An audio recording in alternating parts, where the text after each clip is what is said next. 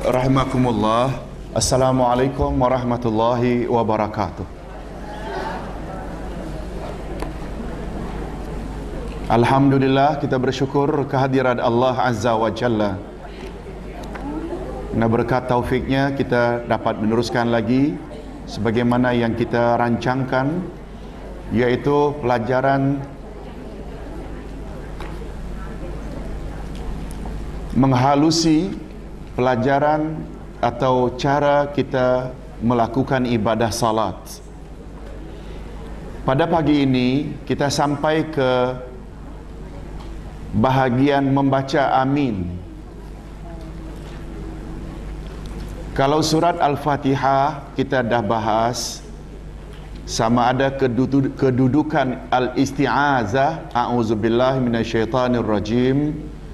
Dia sepakat para ulama mengatakan bahawa a'udzubillahi minasyaitanirrajim bukan surat Al-Fatihah. Sepakat. Juga kesepakatan mereka, a'udzubillahi minasyaitanirrajim mesti baca perlahan. Adapun yang tidak sepakat tentang a'udzubillahi minasyaitanirrajim di depan Al-Fatihah, apakah dibaca pada Fatihah pertama, pada rakaat pertama, atau semua rakaat? Kan itu yang beza. Ustaz ulang, kesepakatan terhadap a'udzubillahi minasyaitanirrajim yang pertama sekali bahawa a'udzubillah minasyaitanirrajim bukan surat Al-Fatihah, bukan bahagian dari surat Al-Fatihah. Sepakat tak?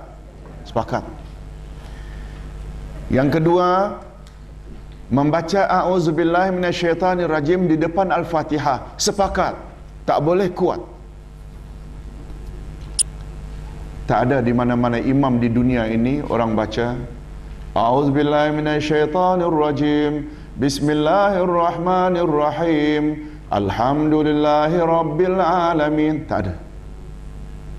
Sepakat a'udzubillah baca perlahan.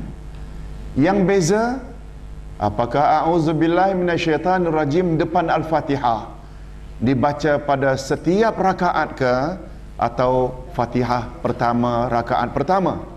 Yang terkuat pada rakaat pertama sahaja. Karena seluruh rakaat itu dianggap satu bacaan. Dapat faham? Nah, berpindah kepada bismillahirrahmanirrahim, iaitu pembahasan basmalah. Sebahagian mengatakan ia sebahagian dari Al-Fatihah, sebahagian lain mengatakan dia bukan ayat Al-Fatihah. Sebahagian mengatakan dia hendaklah dibaca jahar.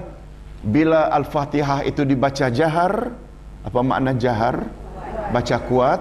Dan dia disirkan, baca perlahan bila Fatihah itu diperlahankan. Umpamanya 2 rakaat pertama salat Isya kan jahar, Bismillah dijaharkan, kata pendapat ini. Ada yang mengatakan pada 2 rakaat terakhir itu sir pula lah bismillahnya. Dan ada pula yang mengatakan bahawa Nabi Muhammad sallallahu alaihi wasallam beliau pernah buat dua-dua. Apa dia dua-dua? Kadang-kadang sir, kadang-kadang jahar. Dan menurut Imam Ibnul Qayyim, bacaan Rasulullah sallallahu alaihi wasallam terhadap bismillahirrahmanirrahim di depan Al-Fatihah sir lebih banyak daripada jaharnya. Dapat faham? Itu sebabnya kita tak usah kisah sangat imam baca jahar ke sir ke. Jangan sampai kita pulaukan tak mau berimam, itu tak kena. Sebab dua-dua ada asasnya. Dan untuk mengamalkan sunnah Nabi itu, apa salahnya sekali-sekala kita buat di rumah, sekali jahar, sekali perlahan. Bismillahnya itu. Betul tak, Bu?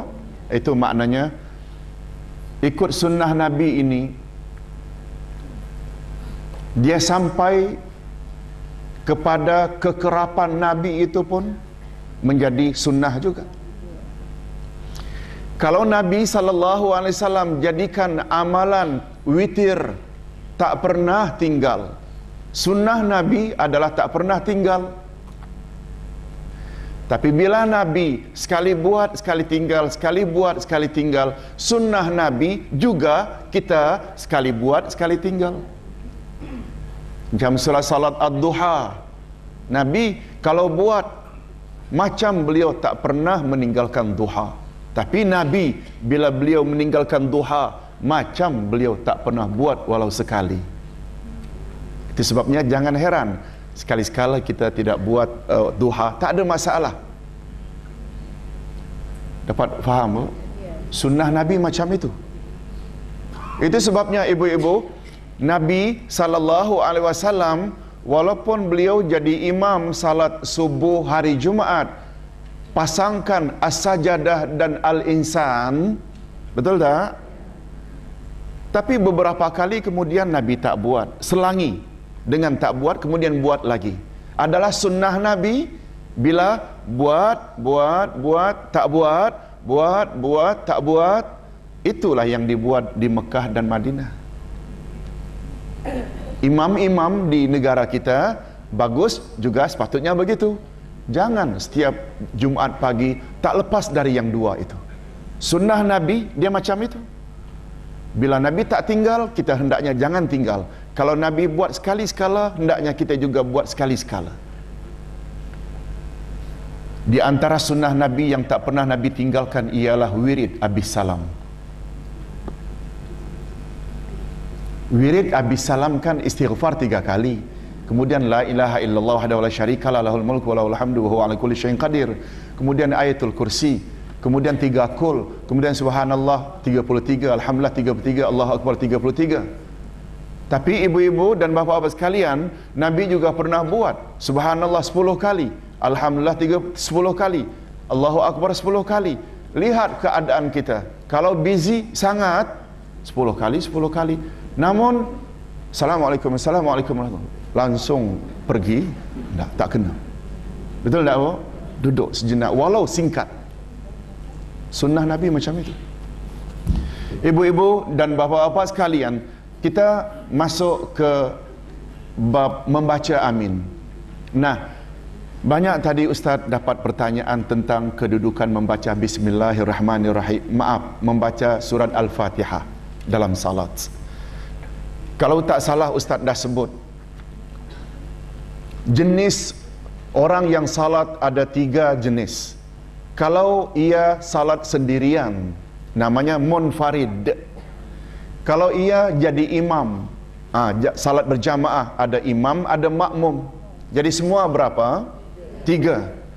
Terhadap munfarid dan imam mesti baca. Adapun orang yang kedudukannya makmum, ini yang ulama berbeza-beza pendapat. Ibu-ibu dan bapa-bapa sekalian, jangan anggap 5-6 pendapat dalam buku itu pendapat Ustaz. Bukan. Ustaz hanya hendak mendedahkan. Ini pendapat para ulama. Walaupun Ustaz cenderung pada pendapat yang terakhir.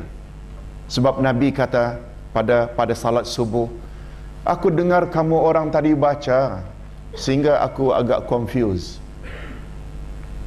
Betul tak? Jawab sahabat, betul ya Rasulullah. Apa kata Nabi? Lain kali bila aku baca, kamu jangan baca kecuali surat Al-Fatihah.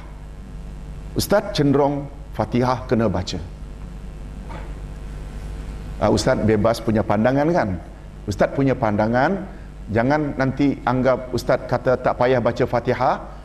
Cuma sebagaimana pertanyaan seorang bapa tadi, andai kata Ustaz, kita baca Fatihah baru separuh, lalu imam rukuk. Ustaz kata sampai umpamanya Maliki yaumiddin iyyaka na'budu wa iyyaka nasta'in, imam rukuk. Rukuk dimaafkan yang tak sampai habis. Dan dilarang kita sambung dalam rukuk.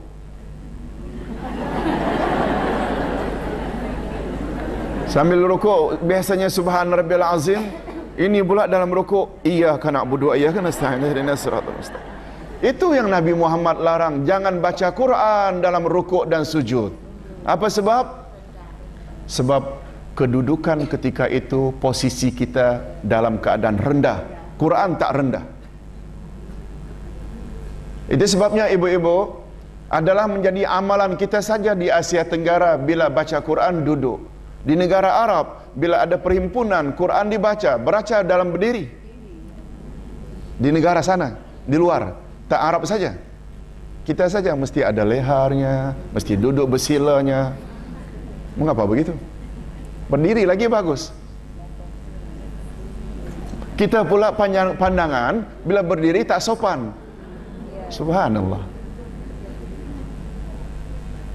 Ini kadang-kadang kita punya tasawur, kita punya image kadang-kadang berbeza daripada kita terlalu ikut kita punya perasaan. Baiklah, jadi Ustaz ingin sebut bahawa Al-Fatihah kita kena baca pada setiap rakaat. Cuma bila tak habis, bacalah seberapa boleh. Imam rukuk, kita rukuk. Seberapa yang kita dapat sudah. Nanti persoalan ada pembahasan tersendiri. Bila dapat imam rukuk, apakah kita dapat rakaat, itu pembahasan kemudian. Baik, membaca amin, para ulama bersependapat bahawa amin bukan sebahagian daripada surat Al-Fatihah. Amin bukan, dia sampai waladdallin sahaja. Amin maknanya, ya Allah, kabulkanlah doa kami. Alif pada permulaan amin, itu amin, alif di depan itu boleh dibaca panjang dan boleh pula dibaca pendek. Ghairil maghdubi alaihim waladdallin. Amin. Itu maknanya A-nya panjang. Boleh juga amin. Ghairil maghdubi alaihim waladdallin. Amin. Boleh, dua-dua boleh. Malah kalau kita dengar orang Kristian ke Yahudi ke, amen. Betul tak? Amen. Dia amin ini dari dulu lagi, maknanya sama, iaitu ya Allah kabulkanlah permohonanku. Malah ada yang mengatakan amin ini berasal daripada doa Nabi Musa yang diaminkan oleh saudaranya Harun. Ada riwayat begitu. Wallahu a'lam. Maknanya itu sebabnya orang Yahudi pakai, sebab Musa kan nabi mereka, orang Kristian pakai Isa, mereka punya rasul. Sungguh banyak hadis yang menggalakkan kita membaca amin. Antaranya hadis pertama, An Abi Hurairah anna Rasulullah sallallahu alaihi wasallam qala, "Idza qala al-imamu ghairil maghdubi alaihim waladdallin faqulu amin. Fa inna man wafaqa qawluhu qawlal malaikah ghufira lahu ma taqaddama min dzambi." Rawahul Bukhari. Daripada Abu Hurairah radhiyallahu anhu, beliau berkata, sesungguhnya Rasulullah sallallahu alaihi wasallam bersabda, jika imam membaca ghairil maghdubi alaihim waladdallin, maka ucapkanlah amin, karena sesungguhnya siapa yang aminnya serentak dengan amin malaikat, niscaya diampuni dosa-dosanya yang telah berlalu. Hadis sahih riwayat Imam Bukhari. Pada hadis yang kedua, Ustaz terjemahkan saja dari Siti Aisyah radhiyallahu anha, sesungguhnya Nabi Muhammad sallallahu alaihi wasallam bersabda, tidak ada jenis kedengkian, hasad, dengki Yahudi kepadamu yang dapat mengatasi kedengkian mereka terhadap salam dan amin di kalangan, di belakang imam. Jadi yang paling dengki orang-orang Yahudi ini terhadap umat Islam adanya amin dan apa satu lagi, salam. Begitu menurut Nabi sallallahu alaihi wasallam. Disunatkan bagi orang yang melakukan salat menyebut amin setelah mereka selesai membaca Al-Fatihah. Sama ada ia sebagai makmum atau imam, ataupun jika ia salat sendirian atau munfarid. Dan tidak disyariatkan membaca amin setelah membaca Al-Fatihah jika dibaca di luar salat, walaupun untuk tujuan perubatan. Itu sebabnya Kalau kita dengar ibu-ibu satu bacaan Al-Fatihah yang selalu disiarkan oleh radio IKIM, kan ada surat Al-Fatihah yang sedap dibaca, biasanya bergandingan dengan surat Ar-Rum. Setelah waladhdallin kan dia tak baca amin. Itu maknanya bacaan di luar salat tak ada amin. Oleh sebab itu bila ada orang sakit kita baca umpamanya Al-Fatihah. Al-Fatihah itu kan di antara namanya Asy-Syafiyah, surat obat. Karena sahabat dulu pernah mengobati pesakit dengan Al-Fatihah. Kita baca ghairil maghdubi alaihim waladdallin. Tak payah baca amin. Itu maksudnya. Karena kita baca itu di luar salat. Jadi amin ini bila dalam salat sahaja. Imam Asy-Syafi'i dan Imam Ahmad bin Hanbal berpendapat bahawa amin dibaca jahar pada bacaan jahar dan dibaca sir pada bacaan sir. Apa makna jahar tadi? Kuat. Bila ghairil maghdubi alaihim waladdallin kita baca amin. Atau kita baca sendirian umpamanya ghairil maghdubi alaihim waladdallin. Amin. Walau kita salat sendirian. Baca perlahan-perlahan pula lah aminnya. Pendapat ini selain berdasarkan hadis Abu Hurairah di atas, juga diperkuat oleh hadis Wa'il bin Hujur. Sami'tu Nabiyya sallallahu alaihi wasallam qara'a ghairil maghdubi alaihim waladdallin faqala amin yamuddu biha sauta. Aku mendengar Nabi sallallahu alaihi wasallam membaca ghairil maghdubi alaihim waladdallin, kemudian membaca amin. Baginda panjangkan suaranya. Amin. Jadi yang tadi boleh baca pendek, boleh baca panjang, itu pada apanya? A-nya di depan. Amin boleh, amin boleh. Tapi min itu tetap panjang. Apa namanya? Mad arid lissukun. Amin. Macam Ustaz baca bacaan Rasul yang disebut dengan istirsal. Alhamdulillahi Rabbil Alamin Ar-Rahmanir Rahim. Dia kena panjang. Itu sebabnya salah satu bacaan Al-Fatihah untuk makmum kan ada namanya sakatat. Ingat, yaitu membaca ketika imam berhenti. Ini ada peluang untuk kita baca Alhamdulillahi Rabbil Alamin. Makmum kata Alhamdulillah Rabbil Alamin. Ar-Rahmanir Rahim. Ar-Rahmanir Rahim. Itu maknanya bacaan dalam sakatat. Sakatat maknanya berhenti imam sejenak dalam wakaf-wakaf. Itu sebabnya imam tak digalakkan baca satu nafas.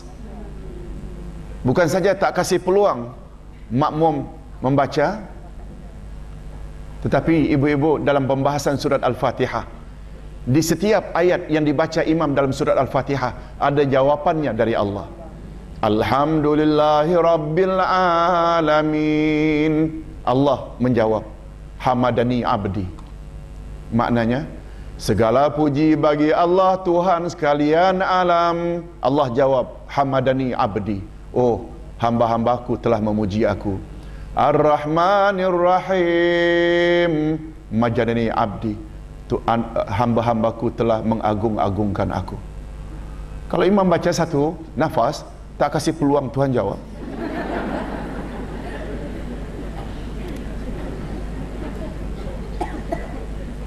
Selain daripada memang tak ikut sunnah Rasul sallallahu alaihi wasallam. Sedangkan Imam Abu Hanifah dan Imam Malik, mereka berpendapat bahawa amin hendaklah dibaca secara sir. Pandangan mereka ini berdasarkan perkataan Ibnu Mas'ud. Arba'un yakhfihinnal imam at-ta'awuz wa tasmiyah wa ta'min wa tahmid. 4 perkara yang dibaca sir oleh imam: isti'azah, basmalah, amin, dan rabbana lakal hamdu. Lihat Fathul Qadir. Ucapan di atas diriwayatkan oleh Ibnu Syaiban dari Ibrahim An-Nakhai. Adapun hukum membaca amin dalam salat, para ulama berbeza pendapat.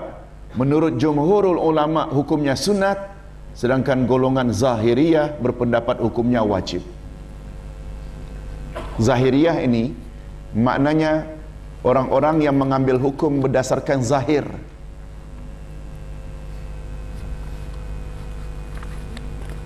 Dari mana Ustaz berdasarkan zahir? Coba lihat muka surat 79. Pembahasan pertama membaca amin tadi. Coba ibu-ibu dan bapa-bapa perhatikan, kalau ingin tahulah bagaimana cara Zahiriyah mengambil hukum. Betul tak pada bilangan pada baris yang ketiga, pada baris yang kedua, wa idza qala al-imam, bila imam membaca ghairil maghdubi alaihim waladdallin, faqulu, maka ucapkanlah olehmu, hei para makmum, amin. Ucapkanlah. Itu dalam kaedah bahasa namanya amar. Apa makna amar? Perintah. Kan kata kerja dalam bahasa Arab 3. Mudhari itu present tense, madhi itu past tense, dan amar, amar itu suruhan, perintah. Zahaba telah pergi, yazhabu akan pergi, izhab pergilah, pergilah, amar. Nah, kaedah menyebut al-aslu fil amri lil wujub. Al-aslu apa maknanya? Asalnya fil amri dalam perintah, lil wujub menyatakan wajib. Itu asal. Lalu Zahiriyah mereka tengok apa zahirnya suruhan Nabi. Kalau kaedah kata setiap suruhan hukumnya wajib, lalu wajib. Tapi mengapa para ulama mengatakan hukumnya sunat, wajib akhirnya jadi sunat? Karena karinah. Karinah bukan karinah bahasa kita ya. Ada sebab-sebab tertentu yang hukum wajib menjadi sunat. Ada sebab-sebabnya. Nah, itu hanya ada di kalangan para ulama yang arif. Nah, kita cenderung hukumnya sunat. Karena itu pandangan jumhur dengan dalil-dalil yang mereka lebih kokoh. Itu sebabnya dalam pandangan orang-orang yang bermazhab Imam Abu Hanifah, amin dibaca apa? Secara perlahan. Berbeza dengan Imam Syafi'i dan Hambali. Imam Syafi'i seperti di Malaysia dan Indonesia. Hambali seperti di Arab Saudi. Mazhab resmi Arab Saudi dalam bab fiqh adalah Hambali, tertera dalam mereka punya perlembagaan. Itu sebabnya bila ada yang mendakwa Arab Saudi mazhab Wahabi, jahil perlembagaan Arab Saudi. Jahil karena tak baca, kurang ilmu. Yang betul, periksa perlembagaan macam di Malaysia, ada disebutkan di negeri-negeri Syafi'i kan, di sana Hambali. Hambali dan Syafi'i aminnya jahar. Itu sebabnya di Masjidil Haram jahar, di Malaysia jahar. Tapi Hanafi tak usah jauh-jauh ke India dan Pakistan. Di sini pun di Masjid India perlahan. Karena makmumnya yang bermazhab Syafi'i, amin kuat juga. Ustaz berpengalaman tahun 72 ketika berangkat dari Indonesia ke Madinah untuk belajar di Islamic University Madinah, terlantar 6 hari di Bombay. Jadi orang Bombay 6 hari. Karena ketinggalan pesawat untuk melanjutkan. Waktu itu pesawat sangat terbatas. 6 hari baru seminggu sekali. Lalu carilah masjid terdekat dengan hotel. Imam baca ghairil maghdubi alaihim waladdallin. Kita dah biasa, memang dari kecil amin. Tapi tahu diri juga. Lihat keadaan. Mulut dah buka dah. Akhirnya tutup balik. Tak ada bunyi langsung. Untung Ustaz ada, kalau tak sorang-sorang diri. Di Masjid Bombay. Karena apa? Di sana Hanafi. Bagi kita ibu-ibu, 4 mazhab ini semua ahlu sunnah. Ya, jangan salah faham. Syiah beza dengan kita. Syiah bukan daripada mazhab yang 4 yang diiktiraf sebagai Ahlus Sunnah wal Jamaah. Kita tak kisah. Jangan sampai tak mau berimam karena imamnya Hanafi ke, Hambali ke, Maliki ke. Kalau sampai di Libya, Tunisia, Aljazair, di sana asal Allahu Akbar, lepas saja tangannya, tak ada yang di sini. Ustaz dah ceritakan kisah tentang salaman tu.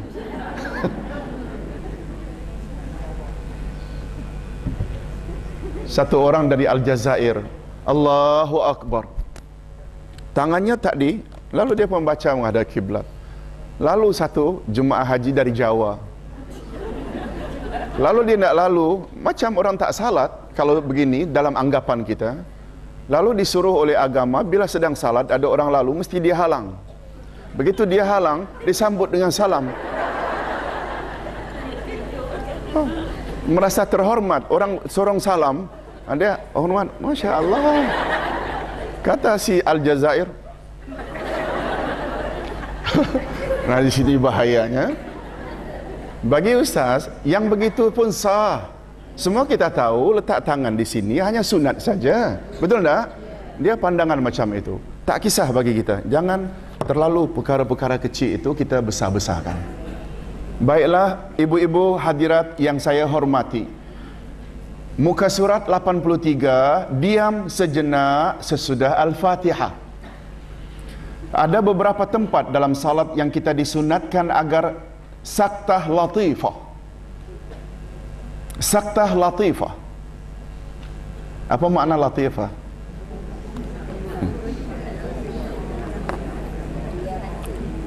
Latifah maknanya halus. Ya latif, ya latif. Ibu-ibu ada tengok gambar dalam surat khabar semalam. Orang yang tak nampak lama dah. Latifah Umar.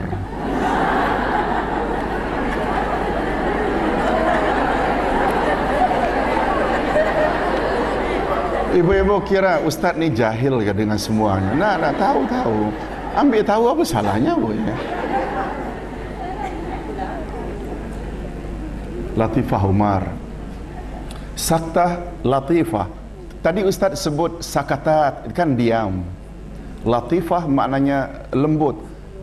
Kalau kita terjemahkan bahasa bebas, maknanya diam sejenak. Itu maknanya. Latifah maknanya saktah latifah. Kita berhenti sebentar, itu maksudnya. Ada beberapa tempat dalam salat yang kita disunatkan agar saktah latifah, iaitu diam sejenak. Antaranya setelah takbiratul ihram dan setelah membaca Al-Fatihah dan setelah membaca semua bacaan dalam salat. Ini berdasarkan hadis Sumrah radhiyallahu anhu, katanya, anna Nabiy sallallahu alaihi wasallam kana yaskutu saktatain idza istaftaha as-salah wa idza faragha min al-qira'ah kulliha. Wa fi riwayatin saktatun idza kabbara wa saktatun idza faragha min qira'ah ghairil maghdubi alaihim waladdallin. Maknanya sesungguhnya Nabi sallallahu alaihi wasallam diam sejenak pada dua tempat, ketika memulai salat dan ketika selesai daripada semua bacaan. Dalam hadis atau riwayat yang lain, baginda diam sejenak jika selesai takbir dan diam sejenak ketika selesai membaca ghairil maghdubi alaihim waladdallin. Berdasarkan, ibu-ibu hadirat sekalian, berdasarkan hadis di atas, disyariatkan kita diam sejenak dalam salat pada 3 ketika, yaitu setelah takbiratul ihram, setelah membaca Al-Fatihah menjelang amin, dan setelah selesai membaca semua bacaan.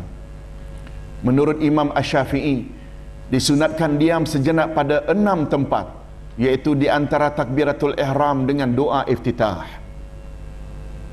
Faham maksudnya? Itu sebabnya setelah takbiratul ihram, Allahu Akbar,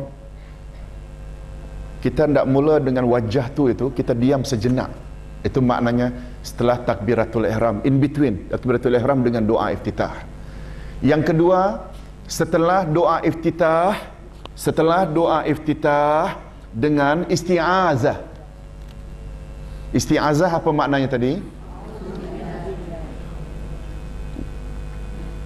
Inna salati wa nusuki wa mahyaya wa mamati lillahi rabbil alamin la syarika lahu wa bidzalika umirtu wa ana minal muslimin. Umpamanya kita baca bahagian itu. Nah, sebelum itu, sebelum baca a'udzubillahi minasyaitonir rajim, diam sejenak. Itu menurut Imam Asy-Syafi'i bagus. Dan yang ketiga, antara isti'azah dengan basmalah. Ini bagi yang membaca basmalah. Tentu sajalah disebut basmalah karena ini pandangan Imam Asy-Syafi'i. Betul tak? Imam Syafi'i mengatakan mesti baca. Itu sebabnya tidak baik menurut Imam Syafi'i bila kita teruskan a'udzubillahi minasyaitonirrajim bismillahirrahmanirrahim alhamdulillahirabbil alamin. Nah, tiga tempat yang kita patut, kata Imam Syafi'i, berhenti sejenak. Antara a'udzubillah dengan bismillah berhenti, antara bismillah dengan al-Fatihah juga berhenti.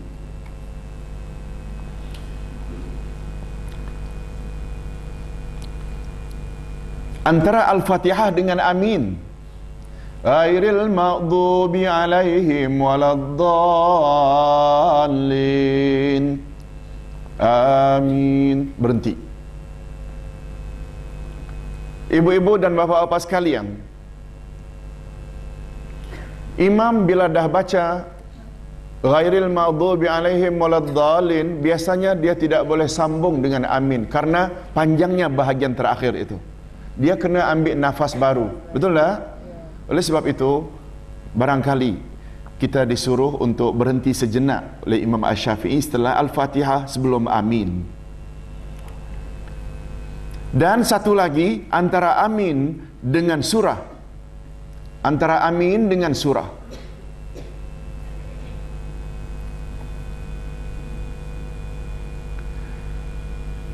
Setelah amin dengan surah, kita berhenti sejenak. Tetapi sebagaimana yang kita sebutkan dalam pelajaran yang lalu, berhenti tersebut jangan terlalu lama, sebab itu bukan amalan Rasul. Banyak orang kita sebagai imam menggunakan logik untuk membolehkan makmum membaca tanpa diganggu oleh imam ketika membaca ayat lazim. Biarkan mereka baca Al-Fatihah sampai akhir. Tidak begitu sebenarnya sunnah Nabi sallallahu alaihi wasallam. Itu sebabnya Nabi Muhammad sallallahu alaihi wasallam, beliau membuat pengecualian tak terhadap Al-Fatihah boleh dibaca walaupun imam sedang membaca. Nah, kecuali kata Nabi Al-Fatihah, bila aku membaca hendaklah kamu dengar. Hendaklah kamu dengar maknanya jangan kamu baca kecuali Al-Fatihah. Maknanya Fatihah dibolehkan tak? Boleh. Malah yang paling tidak baik, Ustaz pernah dengar sendiri, imam setelah membaca Al-Fatihah waladdallin amin, dia pula baca Fatihah sekali lagi. Kita tahu karena dia pakai mic macam ini, dia baca perlahan pun kita dengar di belakang. Ini dah tak kena sangat. Sekedar nak memberi laluan kepada makmum supaya baca dengan tenang. Nah, tetapi sekedar antara Al-Fatihah atau amin dengan surah kita berhenti sejenak, boleh tak? Itu memang sewajarnya. Nah, satu lagi yang keenam, iaitu setelah membaca surah sebelum rukuk berhenti sejenak. Umpamanya, wa amma bi ni'mati rabbika fahaddits, Allahu akbar, berhenti sejenak, fahaddits, baru Allahu akbar untuk rukuk. Itu maknanya berhenti sejenak. Yang Nabi tadi telah sebut, iaitu berhenti sejenak bila selesai membaca. Jangan kita wa amma bi ni'mati rabbika fahaddits, Allahu akbar. Itu maknanya tidak ada langsung, sedikit saktah latifah itu. Dapat faham? Jadi sebaiknya setelah kita baca surat apapun surah, kita jangan sambung dengan Allahu akbar tapi berhenti sejenak. Baik, Ibu-ibu dan bapa-bapa sekalian,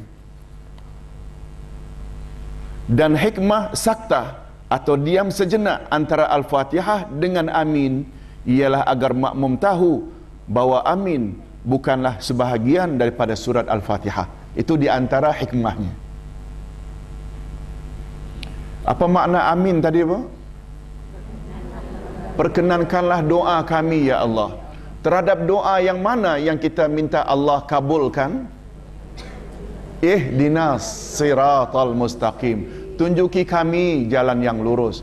Sama-sama kita mohon perkenankanlah doa kami itu ya Allah. Nah, sekarang bacaan sesudah Al-Fatihah.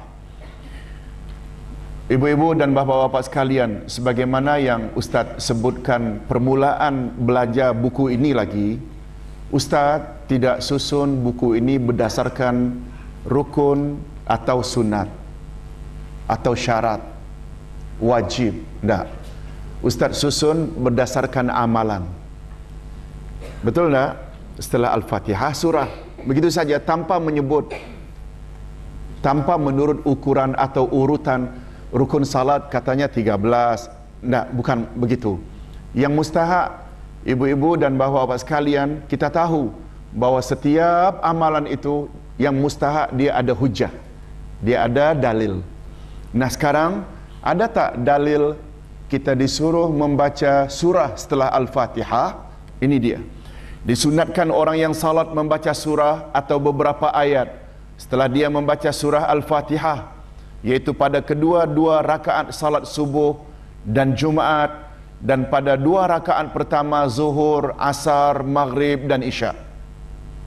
Dan pada semua rakaat pada salat-salat sunat nawafil, dan pada semua rakaat pada salat-salat sunat nawaf atau nawafil. Nawafil ni sama dengan salat sunat. Lawan dari salat fardu namanya nawafil. Kalau satunya nafilah. Nafilah maknanya sunat. Ini berdasarkan hadis dari Abu Qatadah. Tolong ikuti. An Abi Qatadah anna Nabiyya sallallahu alaihi wasallam kana yaqra'u fi zuhri wa fil awwalaini bi ummil kitab wa suratain wa fir rak'atainil akhiratain bi ummil kitab wa yasma'unal ayah ahyanan wa yatulu fir rak'atil ula ma la yatulu fi thaniyah hakaza fil asri wa hakaza fis subhi. Daripada Abu Qatadah bahawa Nabi SAW membaca pada 2 rakaat pertama zuhur surat Al-Fatihah dan 2 surah selainnya. Berapa rakaat zuhur? Maksudnya yang dibaca Al-Fatihah dan surah pada rakaat zuhur yang mana? 2 pertama. 2 pertama. Rakaat pertama dan kedua selain Al-Fatihah juga ada surah masing-masing. Dan pada 2 rakaat terakhir baginda membaca surat Al-Fatihah sahaja tanpa surah. Dan terkadang-kadang baginda juga memperdengarkan kami ayat. Faham maksudnya? Kadang-kadang beliau membaca pada 2 rakaat terakhir zuhur baca ayat. Itu maksudnya. Kadang-kadang, tapi tidak selalu. Baginda memperpanjang rakaat pertama daripada rakaat kedua. Demikian pula pada salat asar, juga pada salat subuh. Hadis sahih riwayat Imam Bukhari dan Imam Muslim. Imam Ibnul Qayyim membuat kesimpulan tentang bacaan surah setelah Al-Fatihah yang diamalkan oleh Rasulullah sallallahu alaihi wasallam. Kata beliau, apabila baginda selesai membaca Al-Fatihah, lalu baginda membaca surah yang lain, Kadang-kadang baginda membaca surah yang panjang dan kadang-kadang meringankan bacaan surahnya karena safar atau perjalanan atau atas sebab-sebab yang lain. Dan kebanyakannya bacaan surah baginda adalah sederhana. Itu sebabnya bila kita lihat panduan menjadi imam, imam digalakkan sangat supaya baca jangan terlalu panjang. Sebab pernah terjadi di zaman Nabi SAW, seorang sahabat salat zuhur, imam baca ayatnya terlalu panjang, sehingga ada di antara jamaah yang mufaraqah. Faham makna mufaraqah? Meninggalkan salat, buat salat sendiri, menyelesaikan sendiri. Lalu dia mengadu kepada Rasulullah. Rasulullah sallallahu alaihi wasallam panggil imam yang ketika itu namanya Muaz bin Jabal. Ya Muaz, afattanu anta, kamu telah buat fitnah. Mengapa kamu tidak saja baca surah pendek? Apa sebab hadirin dan hadirat, khususnya zuhur, asar, disuruh baca surah pendek? Apa sebab? Karena ketika itu manusia busy dengan hal-hal keduniaan. Betul tak? Barangkali dia tinggalkan gerainya atau kedainya. Orang tadi sebenarnya banyak yang datang menunggu pula. Nah, kita kena raikan itu. Jangan gara-gara kita akhirnya orang serik tak datang berjamaah karena terbayang imam bacaannya lambat, imam bacaan syariat panjang. Tak, itu jangan kita jadikan keutamaan. Tapi kalau salat sendiri sampai 5 jam pun satu rakaat, susah juga. Terpaksalah akhirnya diulang-ulang, inna ataina 1000 kali. Tak panjang macam mana? Yang panjang tak hafal. Qul huwallahu ahad, alam nasyrah. Okeylah. Bagi kita tak begitu mustahak yang panjang itu. Malah bagi kita salat-salat sunat ingin panjang dengan membaca, tak mengapa. Dibolehkan. Untuk salat sunat kita baca surah-surah panjang untuk tahajud umpamanya, kita baca sekedar pergerakan membalik-balikkan ini tidak membatalkan salat. Begitu kata para ulama. Apalagi ibu-ibu, kita ada stand pula, Quran besar ada situ, kan begitu? Kita baca 2 muka surat, dah banyak dah. Kemudian sujud. Biasanya kan berhenti itu memang pada wakafnya, biasanya pada ujung. Nah, rakaat berikutnya, kalau kita hendak balik, itu tidak membatalkan. Sebab kaedah mengatakan, segala pergerakan dalam salat untuk kesempurnaan salat tidak membatalkan salat. Ibu-ibu, pembatasan tidak boleh bergerak anggota 3 kali itu pandangan Imam Syafi'i, bukan dari Rasulullah. Itu sebabnya bergerak lebih dari 3 kali pun, andai kata umpamanya imam batal,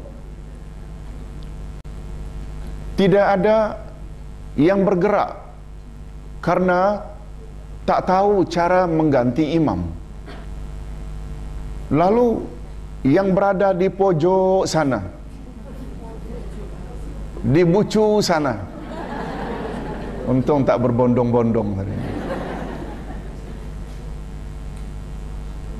pada saf yang keempat pula, macam mana dia nak melangkah hanya 3 langkah?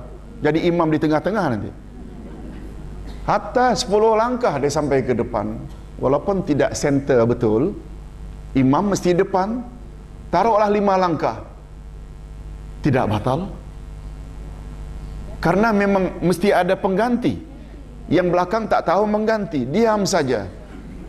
Lalu terpaksalah yang berada pada rakaat keempat umpamanya melangkah ke depan. Taruhlah kurang daripada saf yang keempat.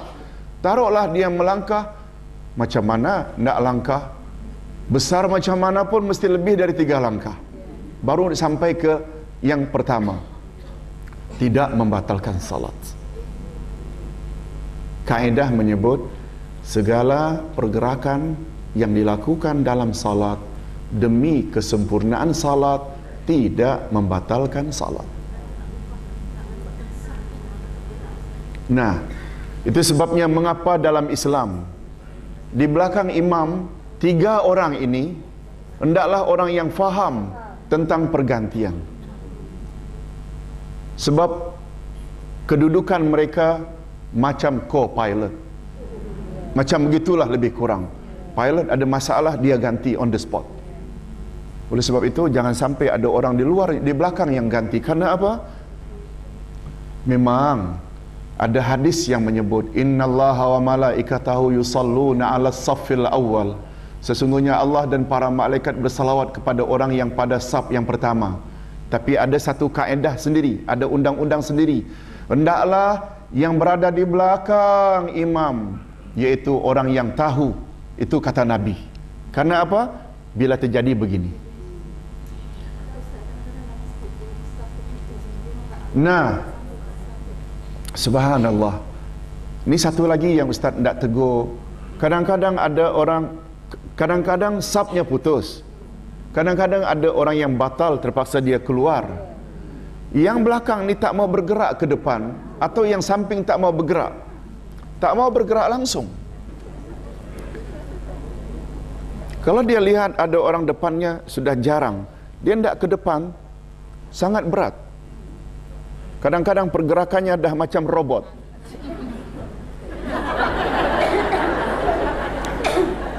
Kadang ada samping itu. Subhanallah. Mengapa begitu? Mengapa tak macam biasa saja?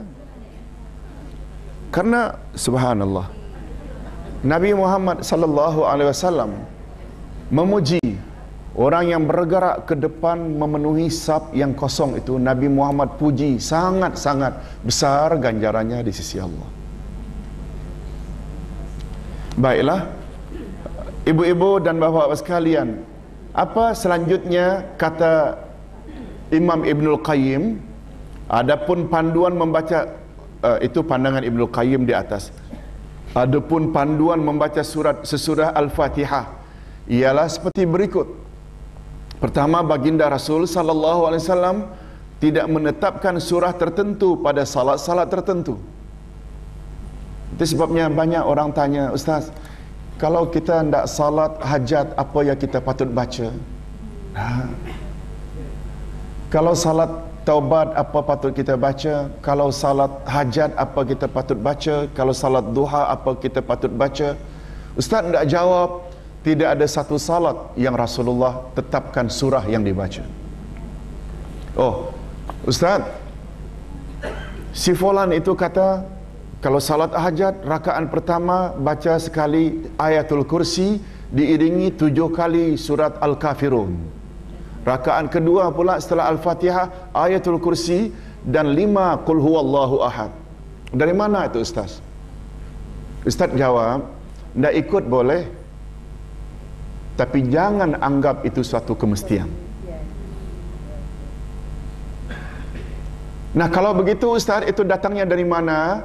Ustaz cenderung untuk mengatakan mujarrab. Pernah dengar istilah mujarrab? Yang pernah dicoba. Kalau orang Arab kata jarraba yujarribu jarrib. Nah, jarraba madhi past tense, yujarribu mudhari present tense, jarrib suruhan. Jarrib maknanya try. Cobalah. Jadi mujarrab amalan yang pernah dicoba. Ustaz, boleh mengatakan kepada pelajar-pelajar, Ustaz, apa ya patut dibaca kalau hati gemuruh saja, ndak ujian, ndak interview? Ustaz pernah coba? Ustaz tidak mengikut mana-mana sebelumnya pengalaman orang. Ustaz baca 3 kali qul huwallahu ahad, dan yakin dia pernah disebut oleh Nabi bila baca 3 kali macam kita baca satu Al-Quran. Sebab Al-Ikhlas itu sekali baca sama dengan sepertiga. Kan pernah Nabi suruh Siti Aisyah, bacalah Quran sampai khatam sebelum kamu tidur. Manalah mampu ya Rasulullah, kata Aisyah. Kata Nabi, bacalah Qul huwallah 3 kali. Setiap kali kan sepertiga, 3 kali 1 Quran. Ustaz baca itu, lalu masuk interview, sedikit tidak ada gemuruh sebagaimana tadi. Ustaz perturunkan, bacalah Qul huwallah 3 kali kalau ada interview. Kalau Ustaz turunkan, itu namanya mujarrab, sebab sudah dicoba oleh Ustaz. Ustaz galakkan orang lain ikut Ustaz. Dapat faham? Oh? Barangkali ulama zaman silam, begitu dia padankan rakaat pertama Al-Fatihah Ayatul Kursi 3:7 Qul ya ayyuhal kafirun, rakaat kedua Al-Fatihah Ayatul Kursi 5 Qul huwallahu ahad, lalu semena-mena kabul hajatnya, lalu dia perturunkan. Itu namanya mujarrab, bukan datang dari Nabi. Ndak ikut boleh tak?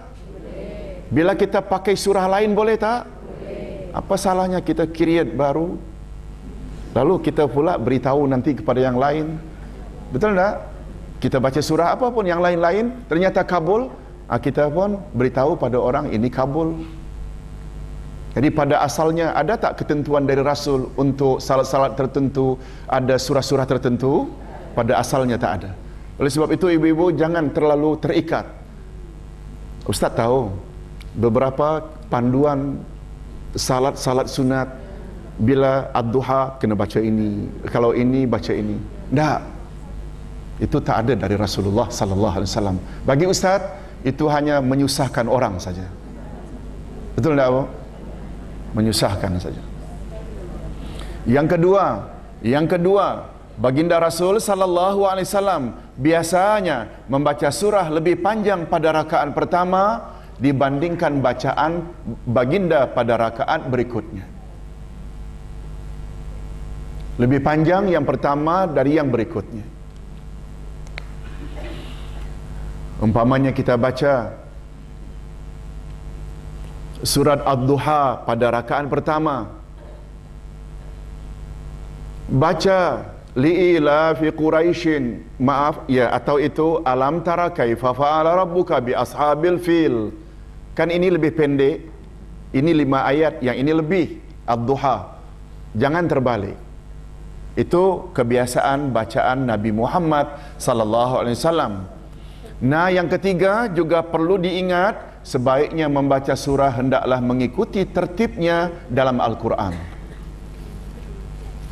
Tertib maksudnya tertib urutan. Ibu-ibu dan bapa-bapa sekalian, betul tak surah jumlahnya ada 114? Surah jumlahnya 114. Lalu bila baca surah yang ke-113 rakaat pertama, 114 berikutnya. Jangan jadi terbalik dan terlalu terikat dengan ketentuan ini. Ada imam yang baca pada rakaat pertama Qul a'udzu birabbin nas setelah Al-Fatihah.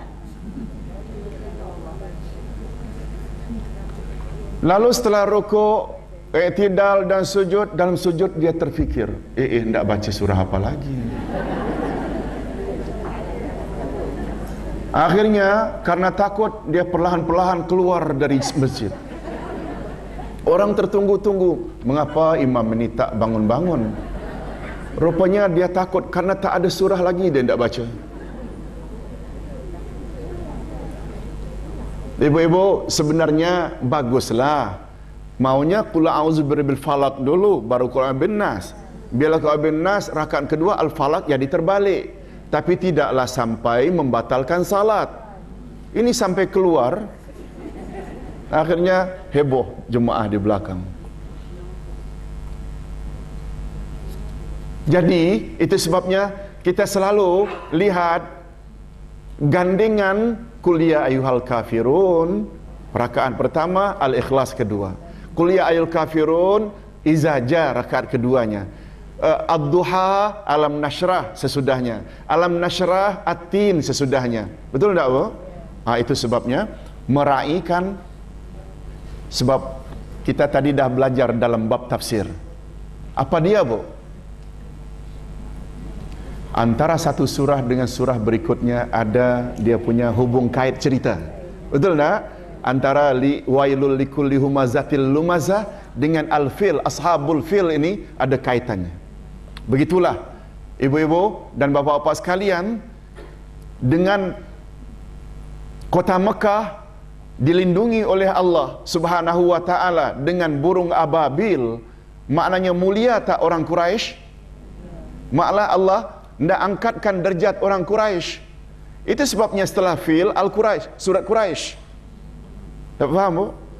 14 hari bulan jangan absent. Itu cerita tentang Quraisy pula. Sebab baru saja Abrahah dari Yaman dak hancurkan Mekah, dak hancurkan kebanggaan Quraisy. Kan Kaabah itu kebanggaan Quraisy. Mereka pemegang kunci Kaabah. Mereka yang handle, beri minum ke, jadi penjaga Kaabah. Mereka yang raikan orang-orang yang datang dari luar, mereka raikan. Itu Quraisy. Oleh sebab itu setelah Al-Fil langsung surat Quraisy. Ada yang malah yang mengatakan antara surat Al-Fil dengan Quraisy dulu asalnya satu surah. Sampai ada yang mengatakan begitu. Karena hubung kaitnya yang sangat erat. Jadi bila kita baca dalam salat kita, surah itu tu bersambung, maknanya ceritanya jadi ada kaitan. Ada kaitan. Cuma masalahnya ibu-ibu, tahu tak apa masalahnya? Bukan tak hafal. Bagi ustaz tak hafal itu tak begitu mustahak. Imam bacalah berurutan, yang belakang tak faham-faham. Karena tak tahu tafsir. Tahu tafsir bagi ustaz lebih mustahak daripada hafal. Barangkali kita tak hafal, tapi bila kita faham, dia boleh membentuk diri dan boleh menambah khusyuk tak? Boleh. Orang kita kadang-kadang kekhusyuannya hanya berdasarkan bagusnya lagu imam baca. Sebenarnya khusyuk itu bukan, ustaz tak nafikan bagusnya bacaan imam boleh menambah khusyuk, tapi khusyuk sebenar dia boleh didapat bila difahami jalan cerita. Betul tak, Bu? Antara satu surah dengan surah yang lain. Baiklah ibu-ibu dan bapa-bapa yang saya hormati. Nah, pembahasan ini pembahasan yang akan datang. Insya-Allah hari ini kita